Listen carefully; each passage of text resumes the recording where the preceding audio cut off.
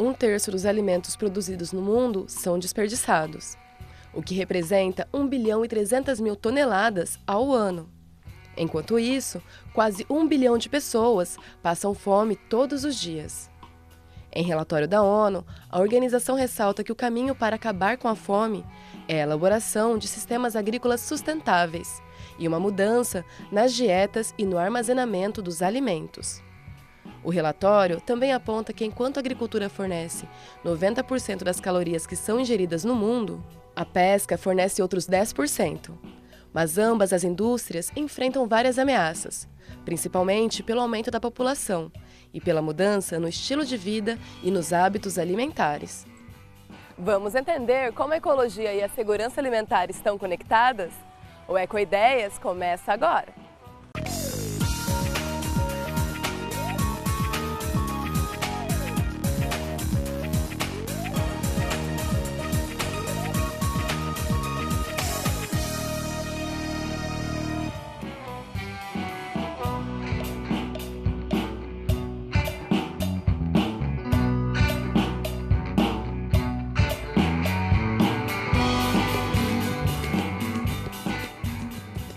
A organização Cidade Sem Fome desenvolve projetos de agricultura sustentável baseados na produção orgânica, utilizando espaços que não têm uma destinação específica para criar oportunidades de trabalho para pessoas em vulnerabilidade social e melhorar a situação alimentar e nutricional de crianças e adultos.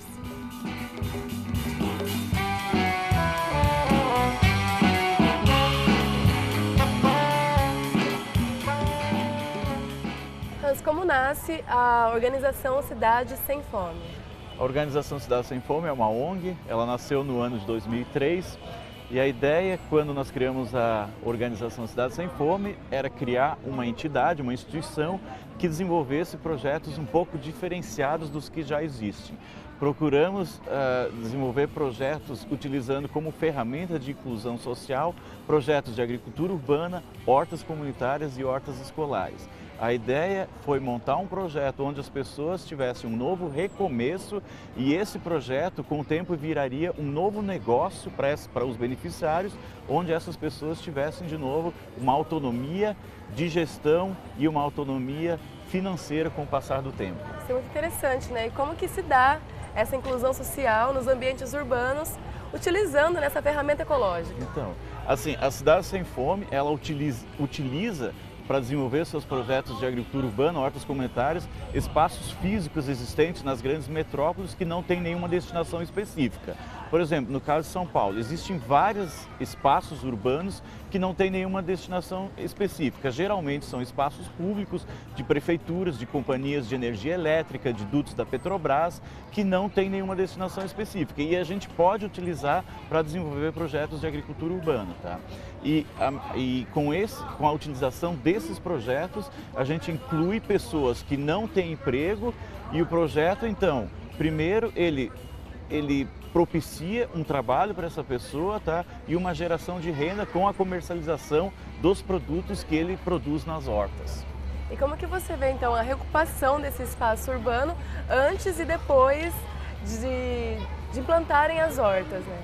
Assim, a maioria das vezes esses espaços, eles até representam um passivo tanto para a comunidade quanto para a municipalidade, porque são espaços que, na maioria das vezes, são ocupados por entulhos ou lixos e é um passivo para aquela comunidade. À medida que a Cidade Sem Fome recupera esses espaços degradados e transforma eles em polos de produção de alimentos, todo mundo tem um grande ganho com isso, um ganho ambiental, um ganho social e um ganho econômico com a utilização desses espaços. E ainda ajuda a revitalizar os espaços urbanos com a criação de novos espaços verdes dentro de metrópoles como São Paulo.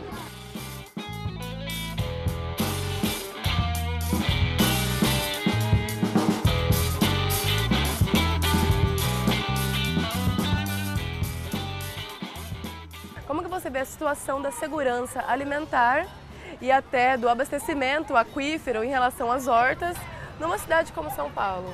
Assim, existe um estudo da ONU que prevê que até o ano de 2040, 78% de toda a população mundial vai morar em cidades grandes, tá? Então, assim, isso para as políticas públicas deve ser hoje já um ponto de questionamento como nós vamos alimentar toda essa população urbana dentro de algumas décadas, tá? Então, e assim, projetos de agricultura urbana nas grandes cidades e no entorno das grandes cidades são uma alternativa de abastecimento para as grandes cidades, tá?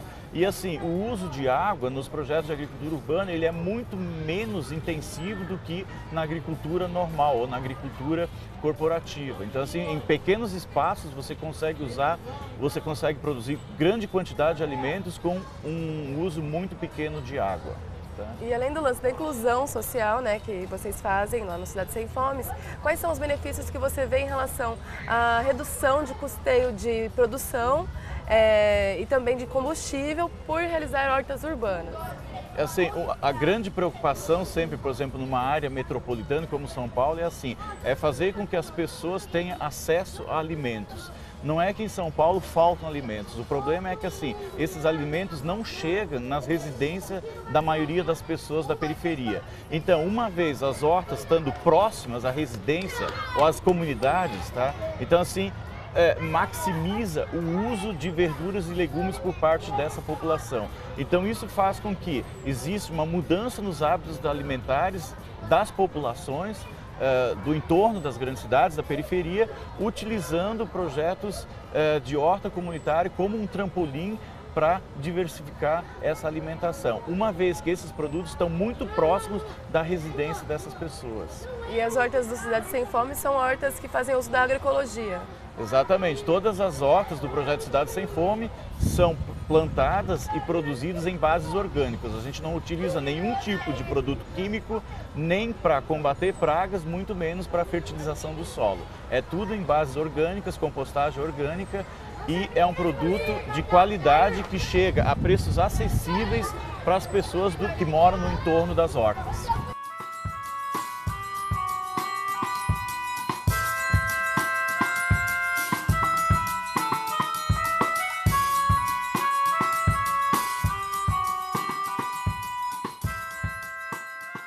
Hans, como está estruturada hoje a ONG Cidade Sem Fome?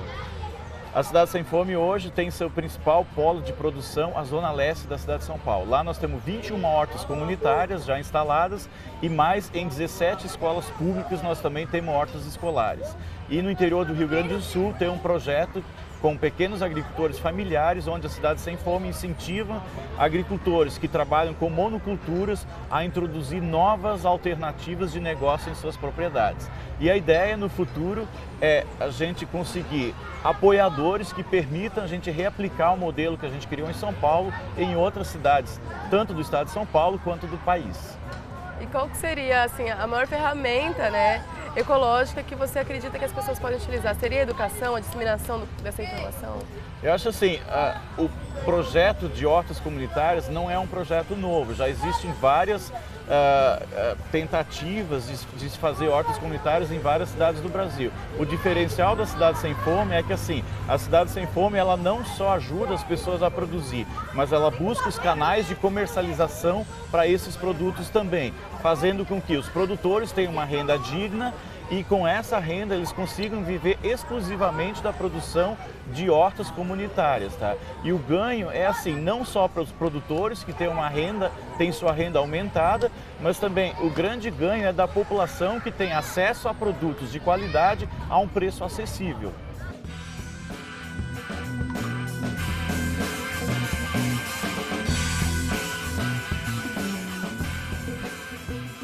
No próximo bloco, conversaremos com uma nutricionista do SESC que conta como o Serviço Social do Comércio tem ajudado a promover a segurança alimentar.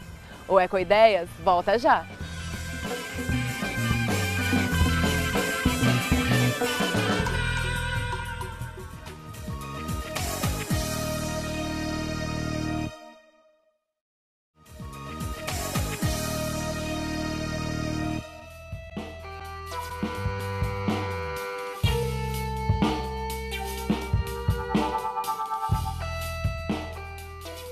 O SESC, o Serviço Social do Comércio, tem incluído em sua programação uma nutrição mais saudável e também mais ecológica, evitando desperdícios. A nutricionista Lisandra Lopes divide com a gente essa experiência.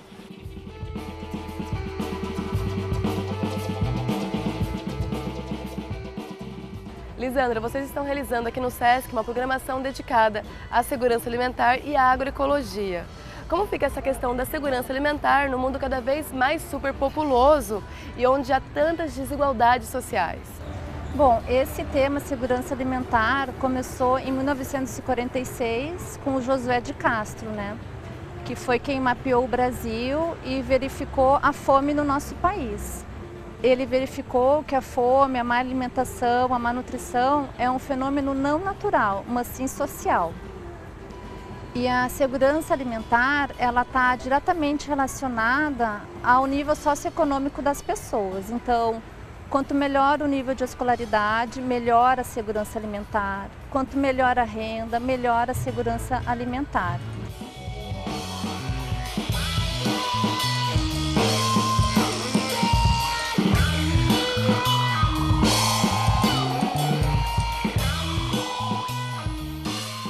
Como que vocês pensam a elaboração da programação, privilegiando, né, essa questão de escolher temas que vão trazer para o público maior conhecimento sobre a nutrição, sobre a questão da fome e a ecologia, sobre evitar os desperdícios?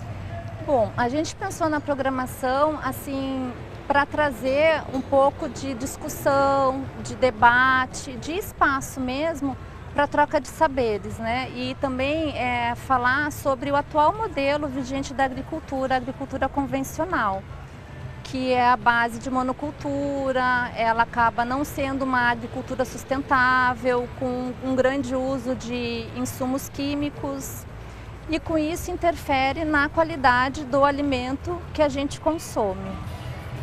E como que a agroecologia ela pode vir como resposta a essa agricultura convencional, como uma alternativa, né, a essa agricultura convencional? A agricultura convencional, ela, por não respeitar o meio ambiente, ela também não é um modelo de agricultura que promove o trabalho. A agroecologia, ela busca usar os recursos da natureza, né, de forma sustentável, ela promove o trabalho, ela promove a autonomia dos agricultores, ela promove a produção local também. Promove a produção local, ela valoriza a diversidade dos modelos de agricultura, a diversidade de hábitos, de cultura, ela promove a independência, as pessoas ficam autônomas, né? Porque elas produzem, elas consomem, elas vendem no local.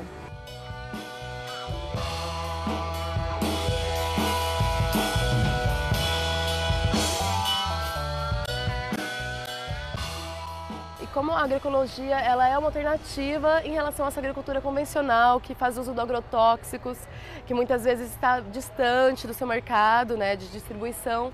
Como que a agroecologia ela surge como uma resposta para a fome mundial? A agroecologia é um modelo totalmente diferente da agricultura convencional. Ela respeita os recursos da natureza, ela respeita os modos de plantio, a diversidade, ela não utiliza insumos químicos, ela promove a autonomia, ela gera emprego, ela promove um modo de plantio sustentável e promove uma alimentação digna, ética e solidária. E vocês aqui do SESC sempre buscam incluir na programação mensal de vocês algumas alternativas, oficinas em relação à nutrição? Nós oferecemos mensalmente oficinas que tratam de assunto que aborde o aproveitamento integral dos alimentos, né? Porque são partes não convencionais, cascas, talos e bagaços ricos em nutrientes, além de fibras e vitaminas e sais minerais. Então, mensalmente, a gente sempre traz uma diversidade com base no aproveitamento integral para trazer esse novo tipo de preparo para as pessoas fazerem em casa, nas instituições sociais que o Programa Mesa Brasil atende. Então acaba tendo um aproveitamento integral dos alimentos, evitando desperdício e ainda uma alimentação mais saudável. Ah, sem dúvida. Esse tipo de uso integral dos alimentos reduz o desperdício, porque um exemplo assim, você pode fazer preparação usando casca de frutas, de verduras, de legumes. Então a casca que iria ser descascada e ser jogada fora, não. Ela faz parte do preparo e acaba ainda contribuindo nutricionalmente para essa refeição. E como que tem sido a resposta do público que participa desses eventos que vocês fazem aqui? Ah, eles adoram, é uma resposta muito positiva, eles participam de fato. E sempre perguntam, qual vai ser a próxima oficina? E sempre dão sugestão também. É muito positivo, é gratificante.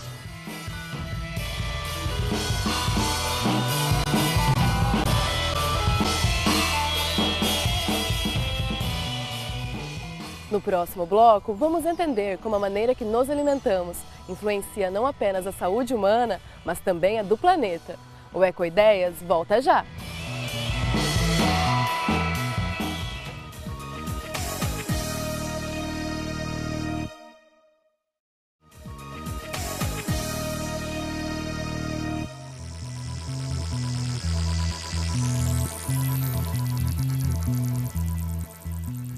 A nutrição humana está conectada com a saúde do planeta. Conversamos com a nutricionista Bianca Valim, que busca uma maneira mais orgânica de alimentar o corpo e a alma.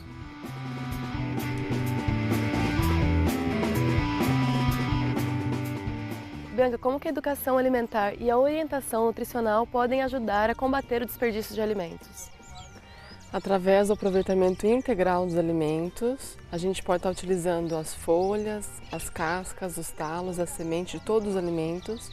Assim a gente aproveita e fica uma alimentação mais nutritiva, que são nessas partes dos alimentos que se concentra a maior parte de vitaminas, minerais, proteínas e enzimas. Então, muitas vezes, aquela parte do alimento que a gente vai jogar fora, por exemplo, a casca de um abacaxi, a raiz de um brócolis, o caule de um brócolis é onde está as fontes de vitaminas ali. Isso, a maior concentração. E a gente pode estar utilizando esses alimentos na forma de sucos, tá utilizando os talos, por exemplo, para enriquecer um arroz, tá utilizando a semente da abóbora para fazer um bolo, a casca da banana também dá para fazer bolo. Então, através das partes desses alimentos, nós conseguimos enriquecer a alimentação e diminuir o desperdício zero.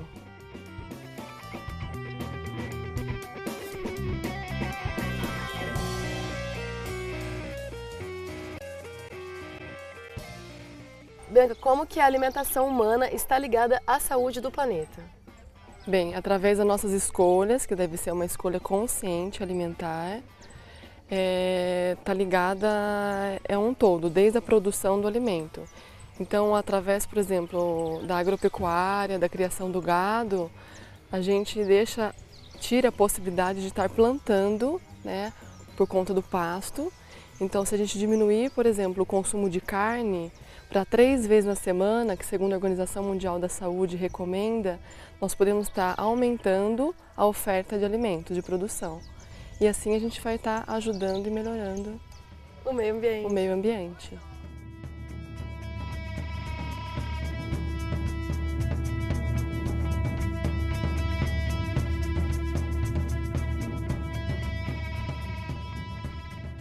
Como fica a alimentação infantil, onde por um lado existe nos países ricos, né, até mesmo aqui no Brasil hoje, uma abundância de alimentos não nutritivos para as crianças que têm a possibilidade econômica de obter esses alimentos, e por outro lado lugares onde as crianças não têm nenhum acesso a alimentos, onde ficam desnutridas, né? Qual a diferença entre comida e alimento? Bem importante essa pergunta. Nós estamos num momento, marco, aqui no Brasil, de que 50% das crianças estão sobrepeso. Até temos um documentário para todos verem na internet que se chama Muito Além do Peso, que mostra essa realidade. Então, o excesso de comida, que não é alimento, que são os alimentos totalmente industrializados, com calorias vazias, que infelizmente é a base da alimentação infantil, e a falta do alimento nutritivo, o alimento que vai estar oferecendo energia, vitaminas, minerais e que deveria ser a base da alimentação das crianças, né? E então nós estamos num momento que nós temos que reverter isso através da educação alimentar dos pais, das escolas, dos educadores e ensinar essas crianças da base da alimentação saudável para que quando elas crescerem, futuramente, elas possam fazer essa opção alimentar e quando comer esses alimentos que a gente chama de porcarias, besteiras, elas vão ter acesso a alimentos, mas não vão deixar de consumir a base da alimentação saudável. O que você comprou? É bravo, quando ele quer uma coisa, ele quer porque quer.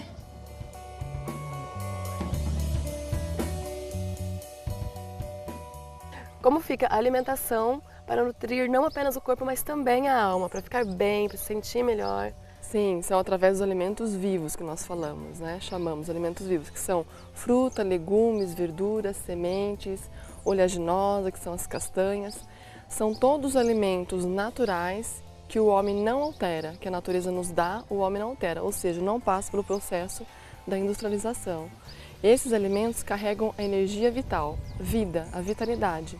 Quando consumimos, nós nos sentimos melhor, com mais vitalidade, que é diferente dos alimentos industrializados, congelados, processados, embutidos e até os alimentos cozidos. Por isso que nós devemos ter no mínimo 50% da nossa alimentação deve ser através de alimentos crus e vivos.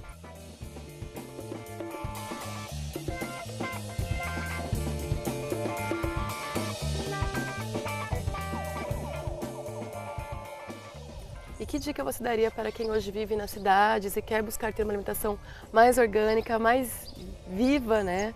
E até se tornar uma pessoa, de repente, mais calma através da alimentação? Alimentação. Bom, com a correria do dia a dia, com essa vida moderna, as pessoas têm pouco tempo, né? Então, através dos sucos, que eu chamo de sucoterapia, todos os dias ter o hábito de, em jejum pela manhã, tomar um suco vivo. Pode ser maçã com couve, água de coco com couve, laranja com couve ou salsinha, hortelã. Porque é difícil alguém atingir a quantidade ideal de fruta, legumes e verdura, principalmente, por dia, que são 5 porções. Então, através de um copo de suco, nós conseguimos comer frutas, legumes e uma quantidade boa de verduras, que vai estar nos oferecendo a vitalidade, né, ofertando a vitalidade, as vitaminas, vitamina C, vitamina A e o ferro, que é muito importante na nossa alimentação também.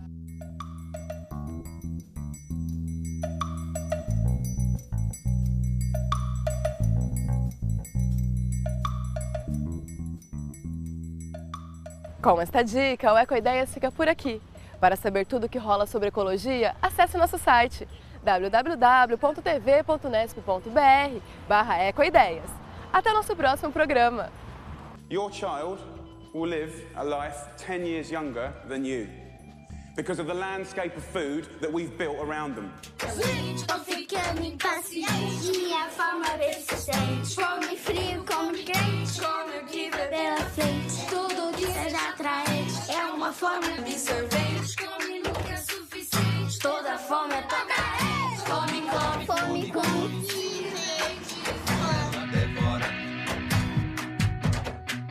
Se for cultura, ela tritura, ela tritura. E se vem é uma cantiga, ela mastiga, ela mastiga. É então caristura, só deglude, só deglude. E se for conversa, gente, tô ficando impaciente. Se faz falta na vida, me fome, fome, fome, fome.